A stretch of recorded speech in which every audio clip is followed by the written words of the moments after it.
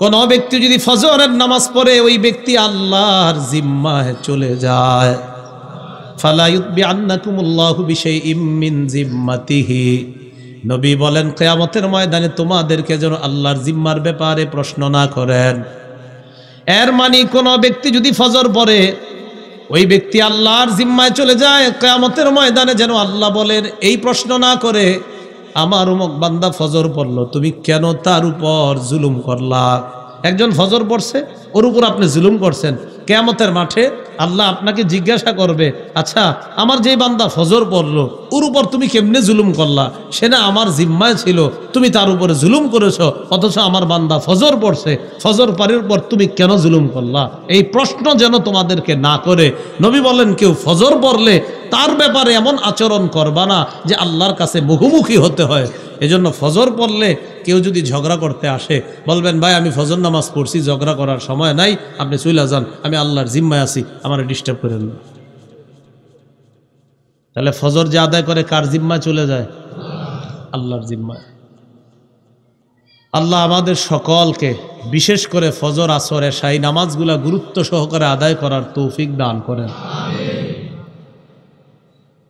আবু দাউদ শরীফের বর্ণনা, রাসূলুল্লাহ সাল্লাল্লাহু আলাইহি ওয়াসাল্লাম বলেন, ফজরের নামাজের এত মূল্য আল্লাহর কাছে, কোন ব্যক্তি যদি ফজরের নামাজ আদায় করে, ফজরের নামাজ যদি সে পড়ে সকালবেলা,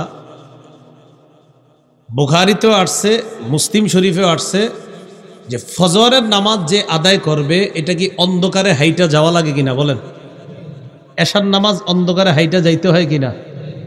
ক্বালা রাসূলুল্লাহ সাল্লাল্লাহু আলাইহি ওয়াসাল্লাম, আল্লাহ নবী বলেন, বাশশিরিল মাশাঈনা ফিজ যুলাম ইলাল মাসাজিদি বিন-নূরিত তাম্মি ইয়াউমাল কিয়ামাহ, যারা ফজরের নামাজে হেঁটে হেঁটে মসজিদে যায় আর এশার নামাজে অন্ধকারে মসজিদে যায়, এই মানুষগুলাকে কিয়ামতের ময়দানে পরিপূর্ণ নূরের সুসংবাদ জানায়া দাও। অন্ধকারে হাইটা ফজর আর এশায় মসজিদে যায়, এদেরকে নূরের সুসংবাদ জানায়া দাও। লোকমান হাকিম তার সন্তানরে কয়, ইয়া বুনাইয়া আকিমিস সালাহ, তুমি নামাজ কায়েম করবা। একটু পরে আমরা যারা ঘুমাবো, সহিহ বুখারীর বর্ণনা, ওই দিকের আওয়াজটা কমান ভাই, ওই দিকেরটা কমান, পিছন থেকে মাইক দেন নাই সামনে না? হ্যাঁ, ইদানিং কি যে এক সিস্টেমের মাইক শুরু হইলো বুঝলাম না। আসলে আমি তো এই বড় বড় মাহফিলে ওয়াজ করুন না হুজুর না, কিন্তু জানেন, হ্যাঁ বড় বড় এই যে বেশি মাইক দেয় না, আমি এই মাইকে ওয়াজ করুন না হুজুর না, বললাম ছোটো ছোটো জায়গায় ওয়াজ করুন না হুজুর। বড় মাইক কুত্তুগুলা দেয়, কি হয় না হয়, মনে হয় যে এই জায়গায় ওয়াজ হয়, আসলে আমি ওয়াজ করি, কিন্তু মনে হয় যে আরেক জায়গায় ওয়াজ হয়। তো ওয়াজ তো আমি করতেছি নাকি এই জায়গায় হয়? তো আমার তো মনে হইতেছে ওই জায়গার কারো কিছু শুনতেছি আমরা। কি আশ্চর্য, মাইক পিছন থেকে দুইটা দিবেন এইদিকে, সুন্দর, শেষ, আর কিচ্ছু লাগে না। না, কি বক্স বুকস আরো কত কিছু যে লাগান, এটি তো গজল গায় যারা হ্যাঁ না লাগে, এদিকে আমার লাগে, আমি গজল কই, বুঝে না কি করে না করে, কত্তড়ি মাইক দিয়ে দেয়, মানে কি এক আওয়াজের হিরিক লাগায় দেয়। মাহফিল মাহফিল হবে ক্লাস, এইখানে যদি এত কিছু লাগান দেয় বোঝা যায় কেমনে? ক্লাস থাকতে হয় শান্ত। ও মা, মনে হয় ডানের তে আওয়াজ, বামের তে আওয়াজ, সামনের তে আওয়াজ। আমার মনে হয় যে ওয়াজ আর এখানে নাই, ওয়াজ চারোদিকে ঘুরে, ওয়াজ তো এনে থাকতে হইব। কিরে ভাই, এই জন্য মনে রেখেন আপনারা, সামনের দিকে মাহফিল করবেন না, দেখেন পিছন থেকে ওই দুই কোণা থেকে দুইটা সামনে দিবেন, আর মাইক লাগে না।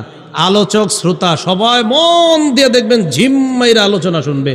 আর এই যে বেশি মাইক কি জানেন, বেশি মাইক হলো লাফাও কতক্ষণ, খালি ফাটায়া ফুটায়া যাও, কি যে ফাটাইছো এটা কিন্তু বুঝি নেই, তুমিও না আমরাও না, বাস এটা হলো ফাটানো, লাভ কি? ওয়াজটা এনে রাখেন, হেদিকে রাখেন না, আওয়াজ কমায় দিয়েন, আওয়াজ কমাইলে সমস্যা নেই। আল্লাহ বললেন, লোকমান হাকিম তার সন্তানকে বলতেছে, নামাজ কায়েম করো, ওয়ামুর বিল মারুফ, নেক কাজের আদেশ করবা, ওয়ানহা আনিল মুনকার, অসৎ কাজ থেকে নিষেধ করবা, ওয়াসবির আলা মা আসাবাক, তোমার জীবনে যদি কোনো বিপদ আসে এই বিপদে ধৈর্য ধারণ করবা। এই উপদেশগুলা বাবা তার সন্তানকে দিলেন। এরপর লোকমান হাকিম তার সন্তানকে উপদেশ দেয়, ওয়ালা তুসাইর খাদ্দাকা লিন্নাস, তুমি মানুষকে অহংকার বশত অবজ্ঞা করবা না। অহংকার বশত অবজ্ঞা করবা না কাউরে। এই আপনি কি, আপনারা চিনি না, জান এখান থেকে, এটা অহংকার বশত অবজ্ঞা। কাউকে তুমি অহংকার বশত অবজ্ঞা করবা না। ওয়ালা তামশি ফিল আরদি মারহা, জমিনের মধ্যে তুমি দম্ভ ভরে চলবা না। তুমি জমিনের মধ্যে গর্ব করে চলবা না। এক, তুমি অহংকার বশত অবজ্ঞা করবা না, আর জমিনে তুমি দম্ভ ভরে চলবা না। যেমন আমরা আলোচকরা যখন আসি, গাড়ি থেকে নামার পর আপনারা কি করেন? পিছনে 30 জন হাঁটেন, সামনে আলোচকরা যান, আলোচক যাতে বুঝায় যে আমি কিছু একটা। অন্য গজনের কি হয় জানি না, আমার কিন্তু এরকমই হয়। যখন সামনে দিয়া দেন, পিছনে সবাই, আমি দেখি আমার সামনে কেউ নাই, কিরে ঘটনা কি, সবাই কই দেই সব পিছনে। তো আমারও তো একটা ভাব আইসা যায়, যাক আমি কিছু একটা। এরকম তো আপনারা আলোচকরা এমন বানান কেন? গাড়ি থেকে নামছে, বাস শেষ। সেই বুখারীর বর্ণনা, কেউ আসলে সাহাবায়ে কেরামরে জিজ্ঞাসা করতো, আচ্ছা আচ্ছা তোমাদের মাঝে মুহাম্মদ কে, এভাবে জিজ্ঞাসা করতো। অথচ নবী তাদের মাঝেই বসা, সাহাবারা বলতে হতো ওই যে তিনি হলেন মুহাম্মদ সাল্লাল্লাহু আলাইহি সাল্লাম। নবী সাহাবীদের সাথে বসলেও একজন আয়েশা বুঝতো না এখানে নবীকে আর সাহাবীকে। ইসলাম শিক্ষা দেয় কি, আমরা করি কি? হায় হায় রে। আল্লাহ বলেন ওয়ালা তামশি ফিল আরদি মারহা, দম্ভ ভরে তুমি জমিনে চলবা না। এরপর আল্লাহ পাক রব্বুল আলামিন বলেন ইন্নাল্লাহা লা ইউহিব্বু কুল্লা মুখতালিন ফখুর। আল্লাহ প্রত্যেক দাম্ভিক অহংকারীকে পছন্দ করেন না। প্রত্যেক দাম্ভিক অহংকারীকে আল্লাহ পছন্দ করেন না। এরপর আল্লাহ বলেন ওয়াকসিদ ফি মাশয়িকা, তুমি যখন রাস্তার মধ্যে চলবা মধ্যম পন্থা অবলম্বন করে চলবা। লোকমান হাকিম তার সন্তানকে কয়, তুমি রাস্তায় যখন চলবা বেশি দ্রুত দৌড়াবা না, আবার আস্তেও হাঁটবা না, মধ্যম গতিতে তুমি চলবা। মধ্যম গতিতে চলবা, এমন ভাবে চলবা যেন তোমারে দেখলে অহংকারী মনে না হয়। এই জায়গায় একটা কথা মনে রাখবেন, মুয়াজ্জিন যখন একামত দেয়, আমাদের অনেক মুসল্লিরা বুলেটের গতিতে দৌড়ে মসজিদে যায়, ঠিক না? মসজিদে যাওয়ার পর কি করে? আমার দিকে তাকান, আল্লাহু আকবার, কি এরকম করে? তো আপনারা কে বলছে এইভাবে যাইতে জামাতে? জামাত না, না হাইসেন না, পুরা ইসলাম শিখেন। এভাবে তো আপনারা জামাতে যাইতে বলে নাই। নবী বলছেন যখন এইভাবে জামাতে যাইবা, আলাইকুম বিস সাকিনাতি ওয়াল ওয়াকার, ধীরস্থিরতার সাথে, গাম্ভীর্যতার সাথে তুমি মধ্যম পন্থা অবলম্বন করে আস্তে ধীরে সুস্থে তুমি জামাতে যাও। যতটুকু জামাত পাও ততটুকু পড়ো, যতটুকু না পাইবা সালাম ফিরানোর পর বাকিটা তুমি একা আদায় করো। ইসলাম তো আপনাকে বলছে এটা। এরপরে আরেকটা ভুল কি করে দেখেন, দ্রুত দৌড়ে, এই মসজিদটাই ধরেন, মনে করেন দ্রুত দৌড়ে আসছে, আইসা আপনার ওই যে সামনে কাদা কুদা দিয়া পাড়ায়া পুরা আইস। আসার পর সে কি করছে, মসজিদের সামনে 14 জনের জুতা আছে, এই সবগুলা জুতা হের জুতার কাদা দিয়া ভরায়া মসজিদে গিয়া দাঁড়ায়া আল্লাহরে খুশি করছে। বুঝলাম আল্লাহরে খুশি করছেন, কিছু ভুল হয়ে থাকলেও আল্লাহর কাছে মাপ চাইলে আল্লাহর হক আল্লাহ মাফ করে দেয়। কিন্তু 14 জনের জুতা যে নষ্ট করলেন, এই যেই বান্দাদের মনে আঘাত করলেন, তারা যদি জুতা দেখা মনে কষ্ট পায়, তারা মাফ না করলে আপনি মাফ পাবেন না। কাজটা করলেন কি আপনি? একটা বিষয়। আরেকটা, আমরা যখন মঞ্চে আসি, এই যে আমি বা আমরা আলেম ওলামা, তখন দেখবেন এই জায়গায় অনেকের জুতা থাকে। তো আলোচকরে কি করে, আলোচকের জুতাটা নেওয়ার জন্য আরো 5-6 জন অন্য মানুষগুলার জুতা সব পাড়ায়া হজরতের জুতাটা নেয়। বুঝলাম যে আমি হজরতের জুতা নিয়ে আমাকে খুশি করলেন, আর 15 জনের জুতা পাড়াইলেন, এরা কি আল্লাহর বান্দা না? কি শিখলেন? ইসলাম তো আপনাকে এটা শিখায় না। আল্লাহ আমাদেরকে বুঝার তৌফিক দান করেন। তো আল্লাহর পাক রব্বুল আলামিন লোকমান হাকিমের মাধ্যমে তার সন্তানকে যে উপদেশটা, এই কথাটা আল্লাহ কোরআনে এনে বলেন ওয়াকসিদ ফি মাশয়িকা, তুমি যখন চলবা মধ্যম গতিতে চলবা। সন্তানদেরকে এগুলো শিখাইবেন, আব্বু মসজিদে যখন যাবা কারো জুতার উপরে তোমার জুতা রাখবা না, তোমার জুতাটা তুমি আলাদা রাখবা, তোমার জুতার ময়লা দিয়ে আরেক মুসলমানের জুতা তুমি ময়লা করবা না। এগুলা সন্তানদেরকে ধরে ধরে আপনি শিখাইয়া দেন।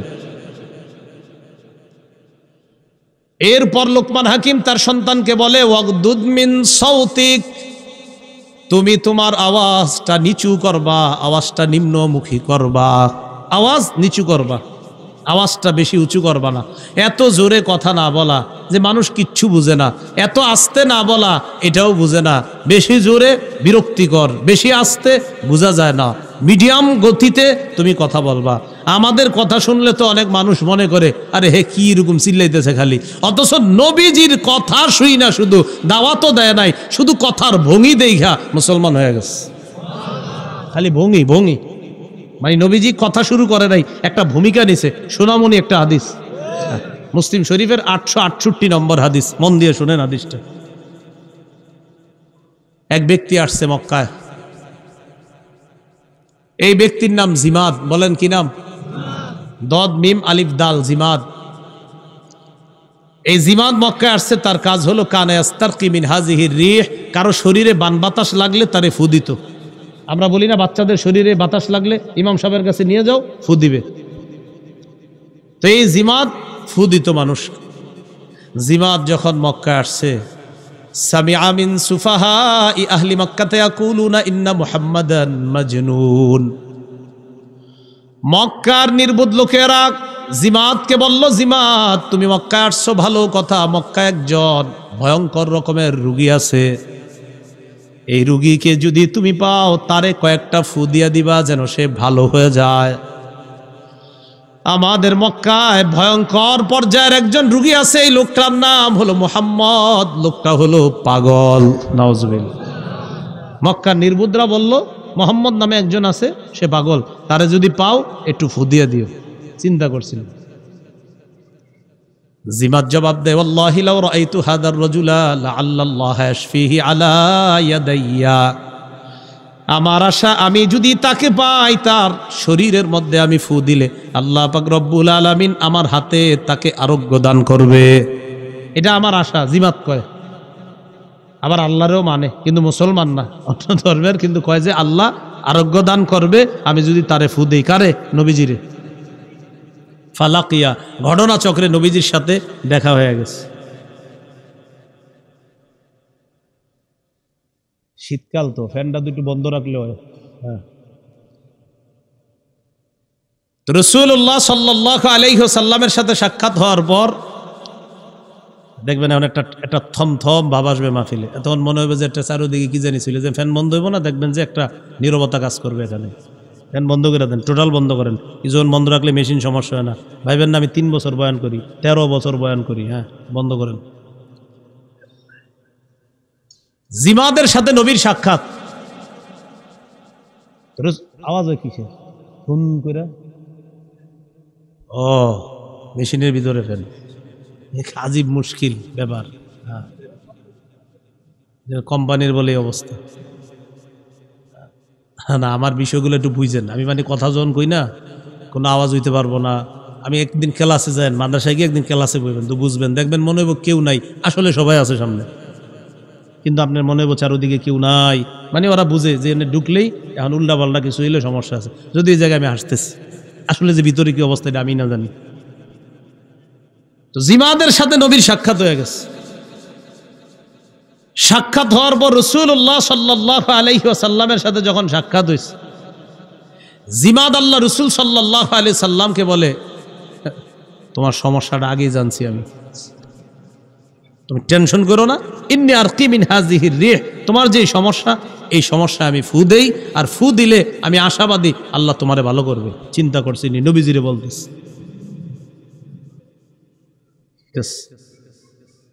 তো জিমাদ চুপচাপ। এবার আমাদের নবী কথা বলা শুরু করলেন। সুবহানাল্লাহ।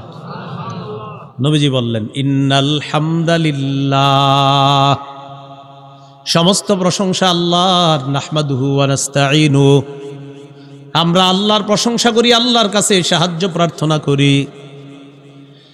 মাই ইয়াহদিহিল্লাহু ফালা মুদিল্লা লাহু ওয়া মাই ইউদ্লিলহু ফালা হাদিয়া লাহু, আল্লাহ যাকে হেদায়েত দেয় তাকে পথভ্রষ্টকারী কেউ নাই, আল্লাহ যাকে পথভ্রষ্ট করে তাকে হেদায়েত দানকারী কেউ নাই। ওয়া আশহাদু আল্লা ইলাহা ইল্লাল্লাহু ওয়াহদাহু লা শারীকা লাহ, আমি সাক্ষ্য দিচ্ছি আল্লাহ ছাড়া কোনো ইলাহ নাই, তিনি একক, তার কোনো শরীক নাই। আমি আরো সাক্ষ্য দিচ্ছি মুহাম্মদ সাল্লাল্লাহু আলাইহি ওয়াসাল্লাম আল্লাহর বান্দা এবং শেষ রসূল। কি রসূল? শেষ রসূল। তো এই কথা বইলা নবী বললেন আম্মা বা'দু, মানে আমি এখন বক্তব্য শুরু করব। নবীজির ভূমিকার কথাগুলা শোনার পর জিমাত কয় থামো। আইদ আলাইয়া কালিমাতিকা হাউলা, তুমি তোমার এই কথাগুলা আবার আমারে শোনাও, যেগুলা বললা এগুলা আবার শোনাও।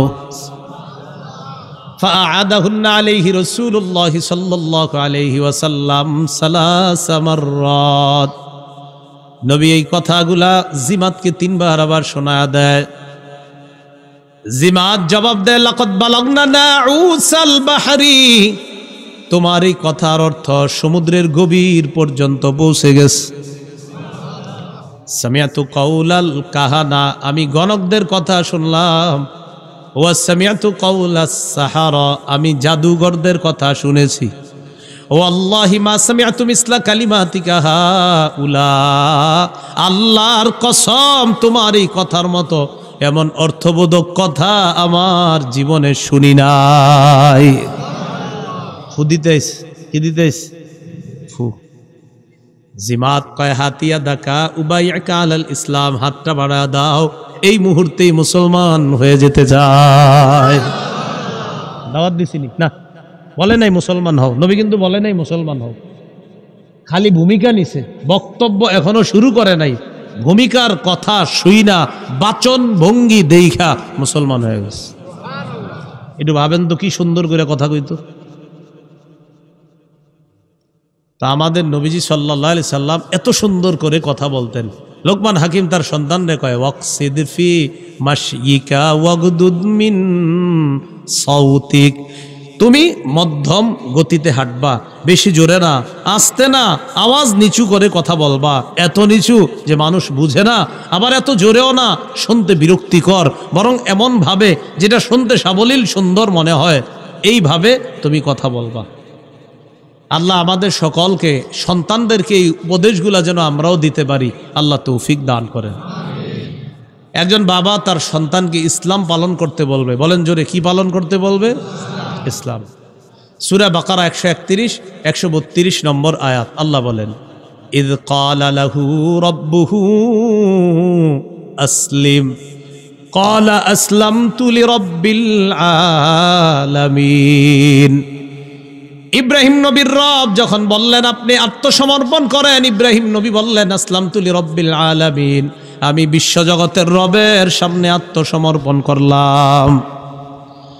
এবার ইব্রাহিম নবী তার সন্তানদেরকে কি বলে দেখেন, ওয়াসা বিহা ইব্রাহিমু বানিহি ওয়া ইয়াকুব, ইব্রাহিম নবী আর ইয়াকুব নবী তাদের সন্তানদেরকে উপদেশ দেয়, ইয়া বানিয়া ইন্নাল্লাহা আস্তাফা লাকুমুদ্দিনা, ও সন্তানরা, ইসলাম আল্লাহ তোমাদের জন্য নির্বাচন করেছেন, এই ধর্ম মানে ইসলাম আল্লাহ তোমাদের জন্য নির্বাচন করেছেন। তাহলে সবার মূল ধর্ম ইসলাম, বলেন সবার মূল ধর্ম মূলত কি?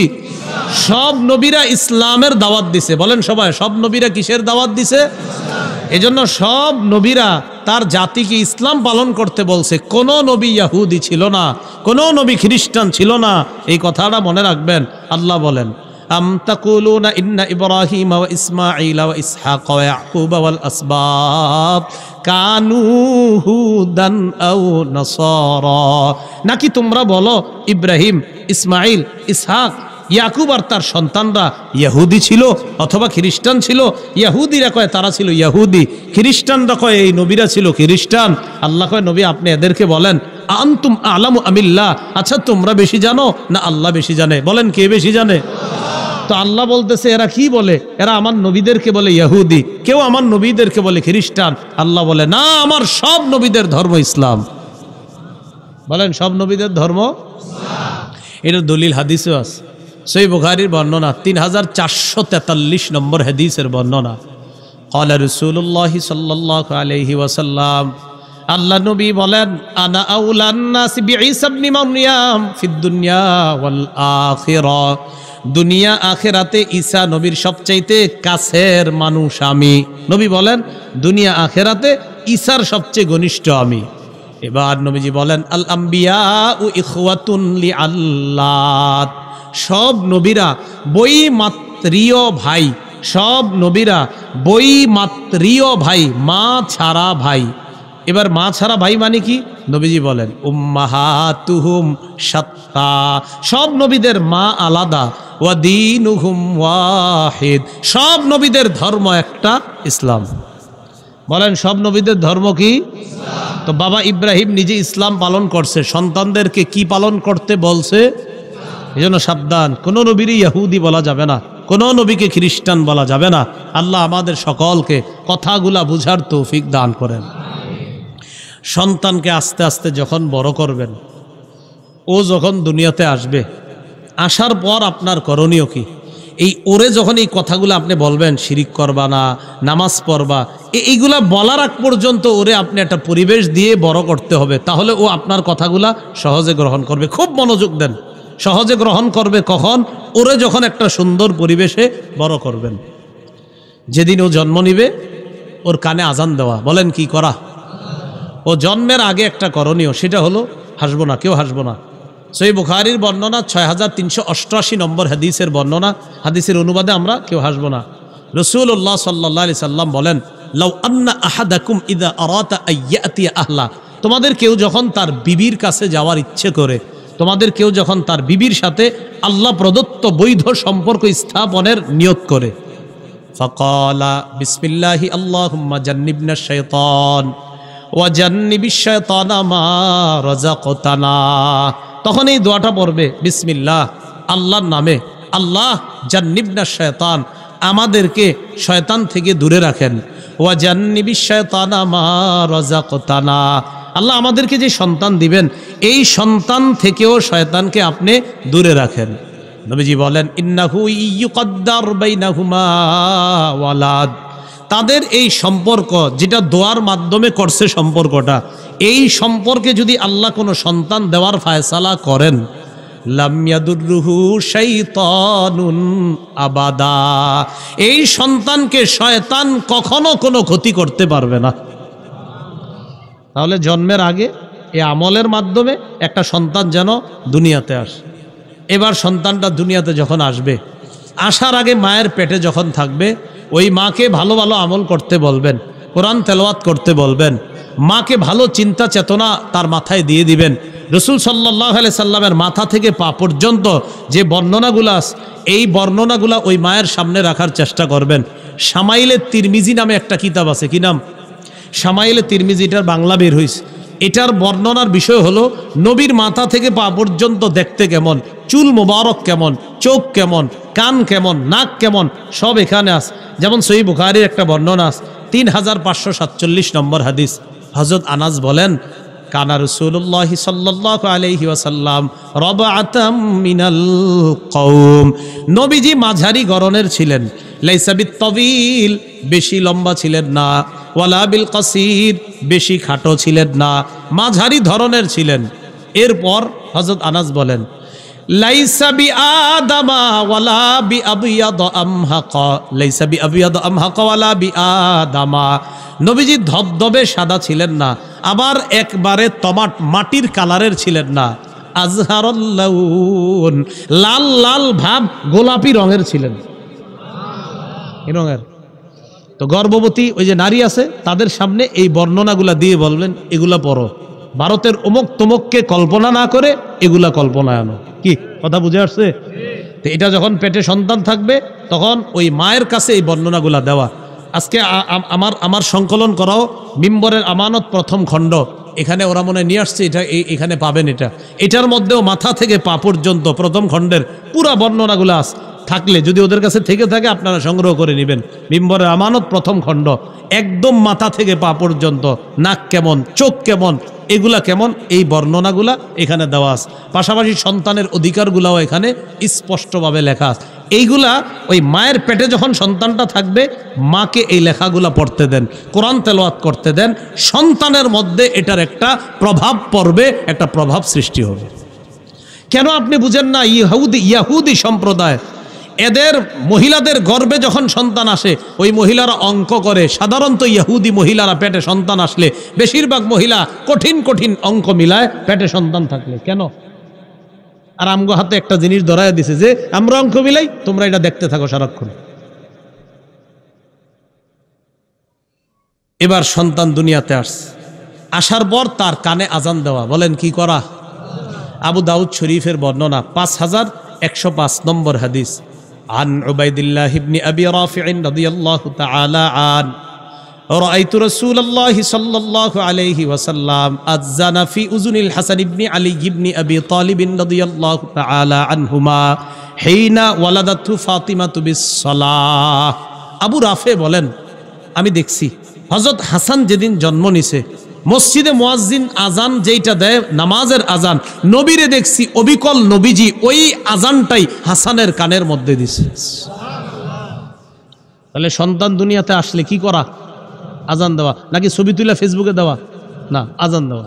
1 2 তাহনিক করা। বলেন সবাই, তাহনিক করা। কি করা? তাহনিক কাকে বলে? তাহনিক বলা হয় সন্তান হওয়ার পর এই সন্তানটা কোনো আল্লাহওয়ালার কাছে নিয়ে যাবেন। ওই আল্লাহওয়ালা খেজুর চাবাবে, চাবায়া খেজুরের সামান্য অংশ সন্তানের মুখের ভিতর উপরে এইভাবে লাগায়া দিবে, আর একটু থুতুও লাগায়া দিবে। সবাই বলেন আমার সাথে, এটাকে তাহনিক বলে। কি বলে? সহিহ বুখারীর বর্ণনা 5467 নম্বর হাদিস। এই হাদিসের মধ্যে আছে আন আবি মুসা রাদিয়াল্লাহু তাআলা আনহু قال ولد لي غلام فاتيت به النبي صلى الله عليه وسلم। আমার একটা সন্তান হইছে, আমি এই সন্তানকে নিয়ে আল্লাহ নবীর কাছে গেলাম। ফাহান্নাকাহু বিতামরা, আল্লাহ নবী আমার সন্তানটার মুখের মধ্যে খেজুর চাবায়া দিয়ে দিলেন, সামান্য খেজুর মুখে লাগায় দিস। ওয়াসাম্মাহু ইব্রাহিম, আমার সন্তানের নাম নবী ইব্রাহিম রাইখা দিস। কি নাম রাখস? ইব্রাহিম। ওয়াদআ লাহু বিল বারাকা, নবী তার জন্য কল্যাণের দোয়া করছেন। সুম্মা দাফাহু ইলাইয়া, এরপর তাকে আমার কাছে দিছেন। ওয়াকানা আকবার ওয়ালাদি আবি মুসা, এটা ছিল আবু মুসার সবচেয়ে বড় সন্তান। এখন একটা সুন্নত শিখলাম এখানে, কি একটা হলো তাহনিক করা। ওই সন্তানের মুখের মধ্যে কোনো আল্লাহওয়ালা কিছু দিবেন, ওই যে আপনার খেজুরের এটা দেওয়া। আরেকটা শিখলাম, জন্মের দিন সন্তানের নাম রাখা জায়েজ আছে। জন্মের দিন সন্তানের নাম রাখা কি আছে? জায়েজ আছে। আকিকার দিনে রাখা, ওইটারও হাদিস আছে। আবার জন্মের দিনে রাখা যে জায়েজ, এটাও আমরা হাদিসে পাইলাম। সহিহ বুখারীর 5467 নম্বর হাদিস।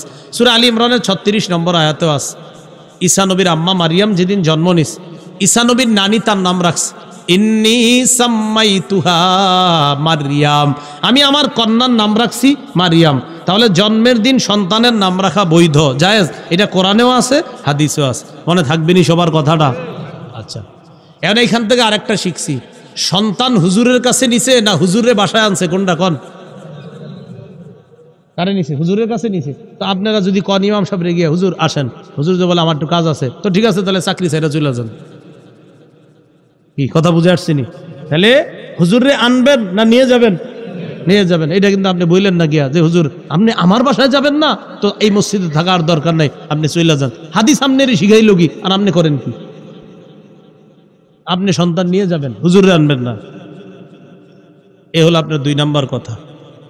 3 নাম্বার, নতুন সন্তানরে দেখে অন্যরা দোয়া করা। বলেন কি করা? আবু দাউদ শরীফের বর্ণনা 5106 নম্বর হাদিস। আম্মা জান আয়েশা সিদ্দিকা রাদিয়াল্লাহু তাআলা আনহার বর্ণনা, কানা রাসূলুল্লাহ সাল্লাল্লাহু আলাইহি ওয়াসাল্লাম ইউতা বিসবিয়ান ওয়া কানা ইয়াদউ লাহুম বিল বারাকাহ। নবীজির কাছে শিশুদেরকে আনা হতো, নবী তাদের জন্য বরকতের দোয়া করতেন। বলেন সবাই, কোনো শিশুরে কোলে নিয়ে আমরা কি করব? তার জন্য বরকতের দোয়া, নাকি ছবি তুলব? কি করব? বরকতের দোয়া করব। আল্লাহ আমাদেরকে এই সুন্নাহগুলা পালন করার তৌফিক দান করেন। 4, শিশু সন্তানের কান্নাকে গুরুত্ব দেওয়া। ও যদি কান্না করে ওর কান্নাটা গুরুত্ব দিবেন। আল্লাহু আকবার। নামাজে দাঁড়াইছে মা, দাঁড়ানোর পর একটা সূরা নিছে, বড় সূরা, কথার কথা আপনার ওয়াদ্দুহা ওয়াল্লাইলি ইযা সাজা মা ওয়াদ্দাআকা রাব্বুকা ওয়া মা ক্বালা। এটা কিন্তু এই কুল হু আল্লাহ ফালাক নাসের চেয়ে তুলনামূলক একটু বড়। তো মা নিয়ত করছে বড় সূরাটা পড়বে, ইতিমধ্যে বাচ্চা চিৎকার দিয়ে উঠছে। তখন মায়ের কর্তব্য এই ছোট 3 আয়াত দিয়ে প্রথম রাকাত শেষ করা। দ্বিতীয় রাকাতে আবার ছোট 3 আয়াত অথবা বড় 1 আয়াত পইরা দ্বিতীয় রাকাত পইরা এরপরে নামাজ যত রাকাত হয় 3 রাকাত ওয়ালা হলে 3 রাকাত, 4 রাকাত হলে 4 রাকাত নামাজ শেষ করে বাচ্চার কান্না তাড়াতাড়ি থামানো। এটা বাচ্চা এই অধিকার আপনার কাছে পাও না যে তুমি নামাজ তাড়াতাড়ি শেষ করে আমারে কোলে নাও, আমি সমস্যা আছি, এই অধিকার বাচ্চা আপনার কাছে পায়। দলিল সহিহ বুখারীর 868 নম্বর হাদিস। ক্বালা রাসূলুল্লাহ সাল্লাল্লাহু আলাইহি ওয়াসাল্লাম, নবীজি বলেন, ইন্নী লা আকুমু ইলাস সালাহ ওয়া আনা উরিদু আন উতাওবিলা ফিহা। নবীজি বলেন, আমি নামাজে দাঁড়াই, দাঁড়ানোর পর আমি নিয়ত করি লম্বা কেরাত পড়ব। ফাসমাউ বুকা আস-সাবী, হঠাৎ যদি আমি কোনো শিশুর কান্নার আওয়াজ শুনি, আতাজাওয়াজু ফি সালাতি খাশিয়াতা আন আশুক্কা আলা উম্মিহি, মা আর সন্তানের কষ্টের কথা চিন্তা কইরা আমি লম্বা কেরাত পড়ার নিয়তটা বাদ দিয়া শর্ট কেরাত পইরা তাড়াতাড়ি নামাজ শেষ করি, যেন ওই শিশু আর তার মায়ের কষ্ট না হয়। কথা কি বুঝছেন নি আপনারা? ওইখানে আবার একটা মাসালা, আপনারা আবার কিন্তু আগামীকাল এই মসজিদে নারী পুরুষ সব এক লগে ঢুকেন না। ওই যুগে ফেতনা কম ছিল, ফেতনা ছিলই না নবীর যুগে। তো নবীর পিছনে পুরুষ শিশু নারীরা নামাজ আদায় করতেন। আম্মাজান এই মাসালা 1500 বছর আগেই সমাধান করে গেছে যে এখন ফেতনা। তো 1500 বছর আগে আম্মাজান ফেতনা বলছে, এখন তো ফেতনা নাই। এই তো যাই হোক, তো বুঝছি না আপনারা। তো নবীজি বলেন, বাচ্চার কষ্টের কথা শুই না আমি নামাজ সংক্ষিপ্ত করি।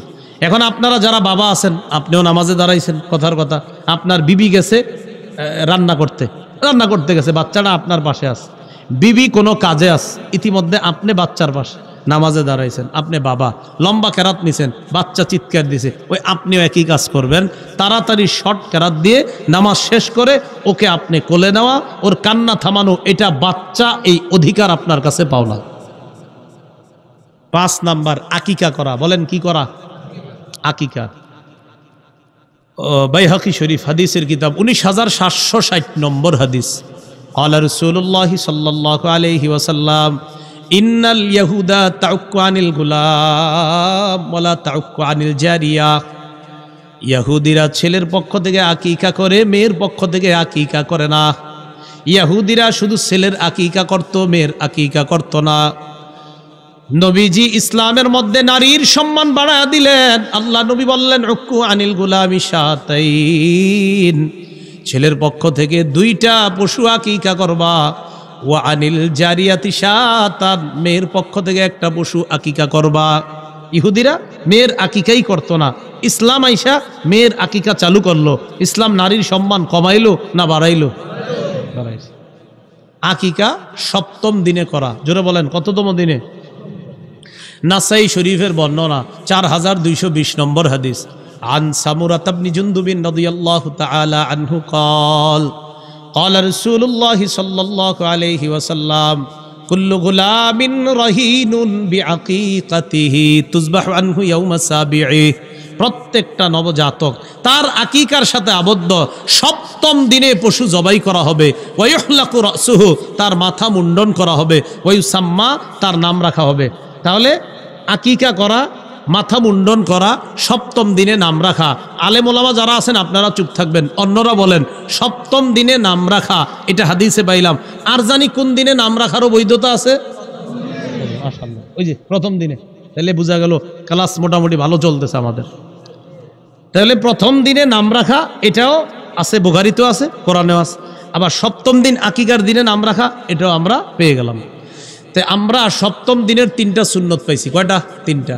পশু জবাই, মাথা মুন্ডন, নাম রাখা। পশু জবাই, মাথা মুন্ডন করা, নাম রাখা। পশু জবাই করতে গিয়ে কুসংস্কার করা যাবে না। সবাই বলেন, কি করা যাবে না? কুসংস্কার। আবু দাউদ শরীফের 2843 নম্বর হাদিস। রাসূল এক সাহাবী বলেন, কুন্না ফিল জাহিলিয়াতি ইযা বুলিদা লি আহাদিনা গুলাম যাবাহা শাতান। জাহিলি যুগে আমাদের কারো যখন সন্তান হইতো, পশু জবাই করত, করার পর লাতা খরাসাহু বিদামিহা, ওই পশুর রক্ত তার মাথার মধ্যে মাইখা দিত। পশুর রক্ত মাথায় মাইখা দিত। ফালাম্মা জা আল্লাহু বিল ইসলাম, ইসলাম যখন আসলো, কুন্না নাজবাহু ওয়া নালতাকুহু বিজ্জাফরান, ইসলাম আসার পর সন্তানের পক্ষ থেকে আমরা পশু জবাই করি আর তার মাথায় জাফরান মাইখা দিই। বলেন কি মাখি? জাফরান। এখন আমাদের বাংলাদেশের সন্তানদের মাথায় জাফরান মাখবেন কিনা এটা ডাক্তারের সাথে পরামর্শ করবেন, কারণ আমাদের দেশের আবহাওয়ার একটা ব্যাপার আছে। এটা শীতের আবহাওয়া, গরমের আবহাওয়া, 6 ঋতুর দেশ। সৌদি আরবের আবহাওয়ার সাথে তো আমাদেরটা মিলানো যাবে না। এই জন্য এখানে আপনি জাফরান মাথায় দিবেন কিনা খালি আজকে শুই না কালকে গিয়ে মাহা শুরু করেন না, কিন্তু এটা ডাক্তারের সাথে পরামর্শ করে নেবেন। কি কথাগুলো বুঝে আসছে সবার? আচ্ছা, তাহলে আকিকাকে কেন্দ্র করে কুসংস্কার করব না, বলেন ইনশাআল্লাহ।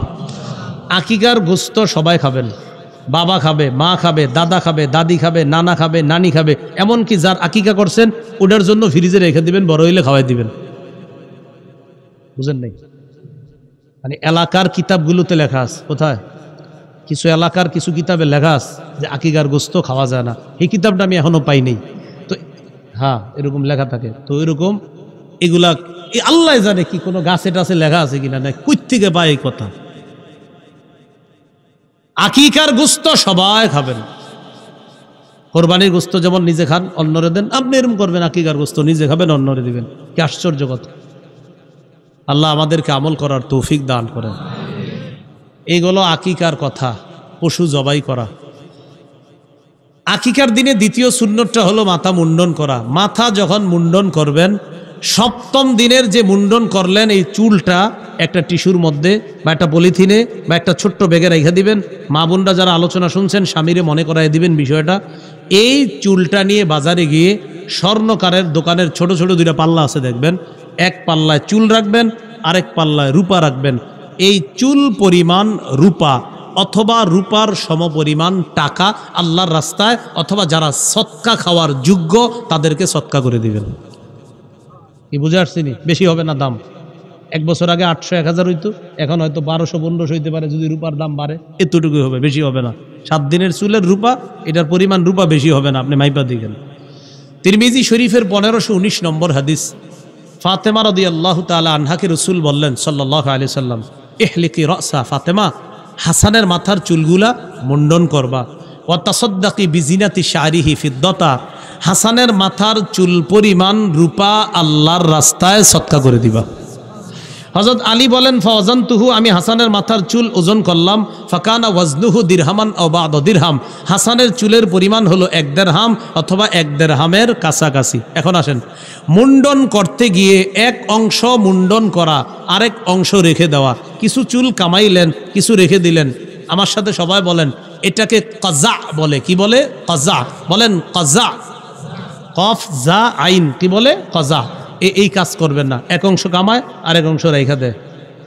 ইবনে মাজাহ 3637 নম্বর হাদিস, আন আব্দুল্লাহ ইবনে উমর রাদিয়াল্লাহু তাআলা আনহুমা নাহা রাসূলুল্লাহ সাল্লাল্লাহু আলাইহি ওয়াসাল্লাম আনিল কাজা, আল্লাহ নবী কাজা করতে নিষেধ করেছেন। ছাত্ররা প্রশ্ন করলেন, মাল কাজা, কাজা কাকে বলে?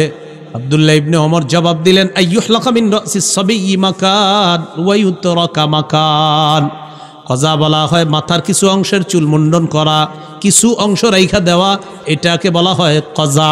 কিছু চুল মুন্ডন, কিছু রাখা, এটাকে বলেন কি বলে? কাজা। নবীর যুগে এক পিচ্চির মাথা দেখে এরকম কাজা করা, রাসূল ওই ছোট শিশুটাকে ডাক দিলেন। সহিহ বুখারীর আবু দাউদের বর্ণনা 4195 নম্বর হাদিস। এই হাদিসের মধ্যে আসছে, আন আব্দুল্লাহ ইবনে উমর রাদিয়াল্লাহু তাআলা আনহুমা আন্না রাসূলুল্লাহ সাল্লাল্লাহু আলাইহি ওয়াসাল্লাম রাআ সাবিয়্যা, নবী একটা ছোট শিশুকে দেখছে। কদ হুলিকা বাদু শাহরিহি ওয়া তুরিকা বাদু, কিছু চুল কামানো হয়েছে আর কিছু চুল রেখে দেওয়া হয়েছে। তো নবীজি দেইখা পরিবারের ডাক দিছে, এইদিকে আসো, কি করছো এটা মাথার মধ্যে? ইহলিকুহু কুল্লা আও ইতরুকুহু কুল্লা, হয়তো সব চুলগুলা ফালায়া দাও, না হয় কিছু অংশ ফালাও আর কিছু রাখো, এটা করবা না। হয়তো সব ফালাও, না হয় সব রাখো। হয়তো পুরা চুল রেখা দাও, না হয় পুরা চুল ফালায়া দিবা। কিছু রাখো আর কিছু ফালাও, এমনটা করবা না। কিন্তু আফসোসের বিষয়, বর্তমান যুগে দেখবেন আমাদের দেশে, বিশেষ করে এশিয়া মহাদেশের অনেকেই বিভিন্ন খেলোয়াড়ের চুলের সাথে মিল রাইখা 25-30 বছরের শিশুরাও এরকম, কারা? শিশুরাই তো, যুবক হইলে তো এরকম এরকম আপনার আনকমন সেন্সের কাম করতো না। 25 বছর 30 বছরের শিশুরা এই মাথার কিছু অংশ কামায়, কিছু অংশ রাখে। এরে আপনি সেলুনে নিয়ে যাবেন, নিয়ে আইসা বলবেন ভাই তোমার হাদিস পড়ে শোনাই, হাদিস তো আছে এটা করা নিষেধ, তুমি আগে সেলুনের আয়নাটার দিকে একটু তাকাও, তো হে তাকাবে, তাকানোর পর বলবে তুমি রুচিরে জিজ্ঞাসা করো যে রুচি আমার কি এটা ঠিক হয়েছে, তুমি একটু জিজ্ঞাও তো কেমন দেখা যায় তোমারে, আপনি রাখুন এটা কেমন দেখা যায়। যদি মনে হয় হাদিস নাও বলি, এই কিছু অংশ কামাইলেন আর কিছু রেখা দিলেন, রুচিয়ে কি কয় এটা কোন, তো সে যদি আয়নার সামনে দাঁড়ায় বলবে এটা তো আমি না, তো বলবেন হ্যাঁ এবার ঠিক আছে, আসলে এটা তুমি না, তুমি কোনটা আগে যেটা ছিল এটা হও, বুঝে আসছিনি। তাহলে এটা আমি গ্রামগঞ্জেরটা জানি না, শহরে এরকম বিভিন্ন জায়গায় দেখা যায় এই যে চুল ওই বিভিন্ন জনের সাথে মিল রেখা, গ্রাম অঞ্চলের জানি না, হ্যাঁ গ্রামেও হয় না এটা জানি না, আমি শহরে এরকম দেখা যায় আপনার এই কজা করে, তাহলে কজা হারাম, কজা নিষেধ, এটা করব না আমরা। এরপরে 6 নাম্বার নাম রাখা। নামের মধ্যে সুন্দর নাম হলো আব্দুল্লাহ, আব্দুর রহমান, মেয়ে ছেলেদের নাম, আল্লাহর কাছে সবচেয়ে প্রিয় নাম। আবু দাউদ শরীফের 4949 নম্বর হাদিস, ক্বালা রাসূলুল্লাহ সাল্লাল্লাহু আলাইহি ওয়াসাল্লাম আহাব্বুল আসমাই ইলাল্লাহ আব্দুল্লাহ ওয়া আব্দুর রহমান, আল্লাহর কাছে সবচেয়ে পছন্দনীয় নাম আব্দুল্লাহ, আব্দুর রহমান। বলেন আল্লাহর কাছে সবচেয়ে পছন্দনীয় নাম কি? আব্দুল্লাহ, আব্দুর রহমান। হাদিসের একটা হাদিসে আসছে 4টা নাম না রাখা, বলেন কয় নাম না রাখা? 4টা। আবু দাউদের বর্ণনা 4958 নম্বর হাদিস, ক্বালা রাসূলুল্লাহ সাল্লাল্লাহু আলাইহি ওয়াসাল্লাম লা তুসাম্মিয়ান্না গুলামাকা ইয়াসারা ওয়ালা রাবাহা ওয়ালা নাজিহা ওয়ালা আফলাহা, তুমি তোমার সন্তানের নাম ইয়াসার রাখবা না, রবাহ রাখবা না, নাজিহ রাখবা না, আফলাহ রাখবা না, এই নামগুলা রাখবা না। এরপরে আসেন হাজনুন নাম না রাখা, বলেন হাজনুন, হাজনুন মানে দুঃখ, বলেন হাজনুন মানে কি? দুঃখ।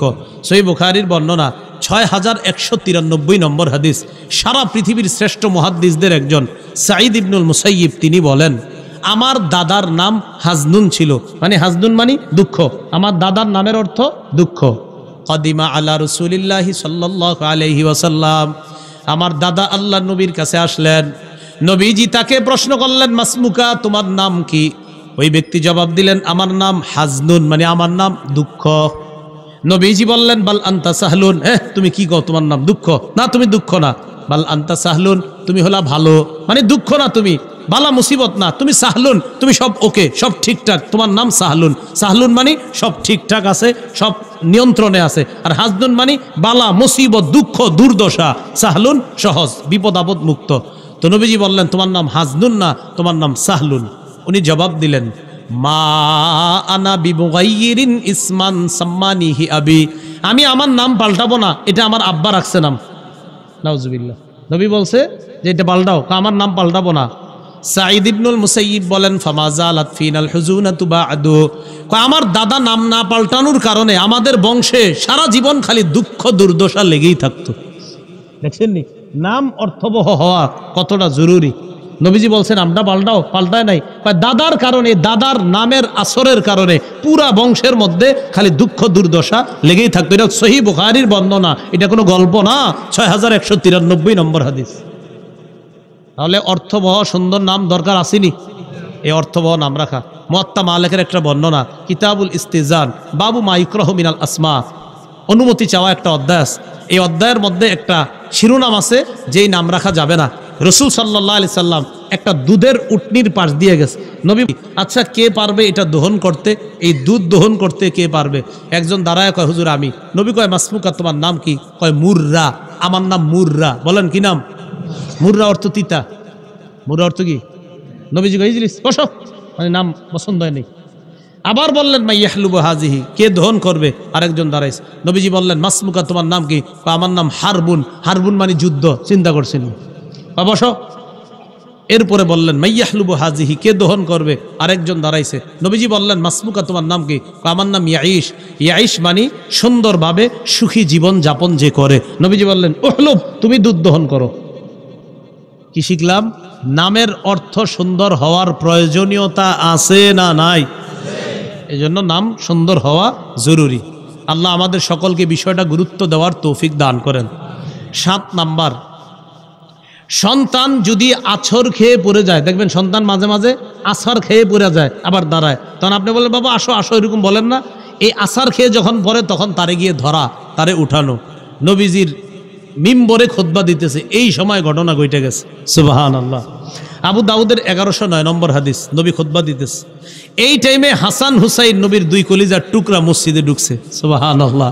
আলাইহিমা সাওবানে আহমারান, দুইজনের শরীরের মধ্যে ছোট মানুষ, লাল কাপড়। বড়রা আবার লাল কাপড় পরেন না, ছোট ছিল ওনারা, তাদের গায়ে লাল কাপড় ছিল।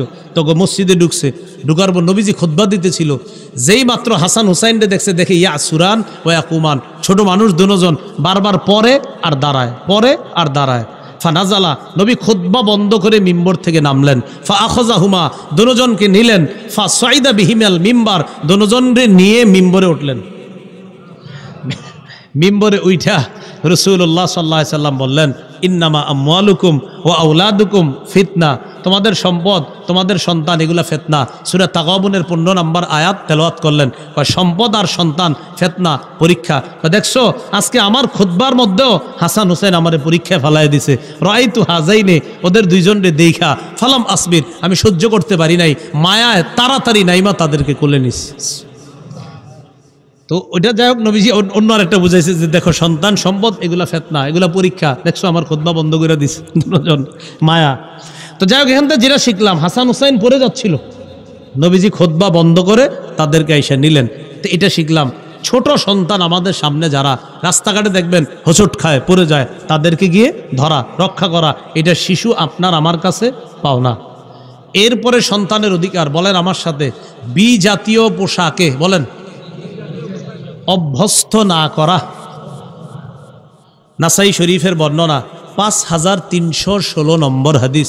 এই হাদিসের মধ্যে আসছে আব্দুল্লাহ ইবনে আমরের বর্ণনা, ওমর না, আব্দুল্লাহ ইবনে আমর, আন্নাহু রাআহু রাসূলুল্লাহ সাল্লাল্লাহু আলাইহি সাল্লাম, নবীজি তাকে দেখলেন, আলাইহি সাওবানে মুআসফারান, তার শরীরে কুসুম রঙের দুইটা জামা। কি রঙের?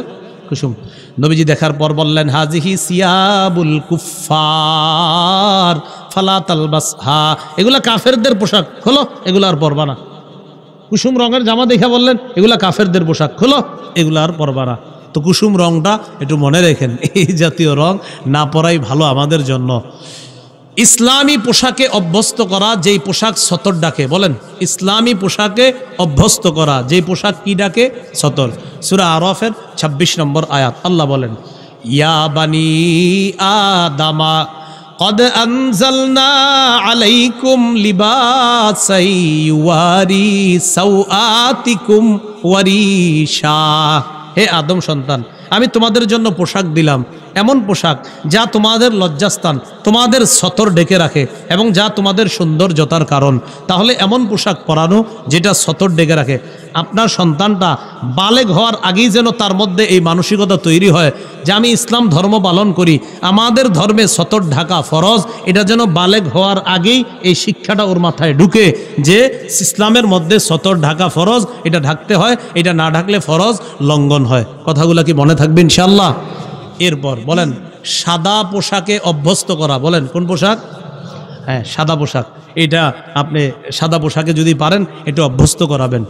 আবু দাউদের 4061 নম্বর হাদিসের বর্ণনা, রাসূলুল্লাহ সাল্লাল্লাহু আলাইহি সাল্লাম বলেন, ইলবাসু মিন সিয়াবিকুমুল বায়াজ, তোমরা তোমাদের পোশাকের মধ্য থেকে সাদা পোশাক পরিধান করবা।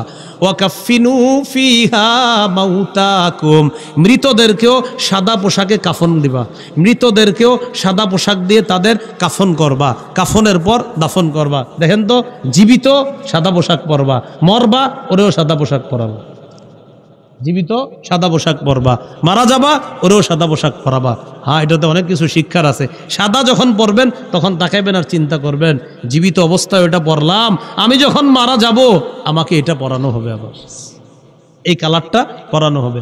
তো এই হাদিসে আরেকটু কথা বলছে, নবীজি বলেন, তোমরা ইসমিত সুরমা ব্যবহার করবা, ফাইন্নাহু ইয়াজলুল বাসর, সুরমা চোখের জ্যোতি বাড়ায়, ওয়ুমবিতুশ শার, চোখের পাপড়িগুলা সুন্দর করে। সুরমা জ্যোতি বাড়ায়, চোখের পাপড়ি সুন্দর করে। আজকে এতটুকুই থাক। সন্তানের অধিকারগুলা রক্ষা করে আমরা তাদেরকে ওই যে লোকমান হাকিমের যে উপদেশগুলা দিয়ে শুরু করলাম, এই উপদেশগুলাও সন্তানকে দেওয়া। আল্লাহ আমাদের সকলকে যে কথাগুলো শুনলাম এর উপর আমল করার তৌফিক দান করেন। ও এখানে বলছি 10টা 11টা 64টা অধিকার আছে আমার সংকলন করা। ওই গাড়িতে যদি থেকে থাকে আপনারা সংগ্রহ আছে, তাহলে সংগ্রহ করার চেষ্টা করবেন, ওরা নিয়ে এসেছে ওখানে। আপনারা 64টা অধিকার, মিম্বরে আমানত প্রথম খণ্ড। আপনাদের কাছে আমার আবদার, আপনারা সবাই নেন। বিবিরে আর আপনি দুজন মুখস্থ কইরা একজন আরেকজনকে শোনাইবেন, আর বিবিরে বলবেন যে পেটে যখন সন্তান আসবে কোরআন পড়বা, আর এই সন্তানের অধিকারগুলা শিখবা, যে কিভাবে সন্তান পালন করতে হয়, এবং আপনারাও শিখবেন। আল্লাহ আমাদের সকলকে যে কথাগুলা বললাম শুনলাম আমল করার তৌফিক দান করেন। আমিন ওয়া আখিরু দাওয়ানা আলহামদুলিল্লাহি রাব্বিল আলামিন।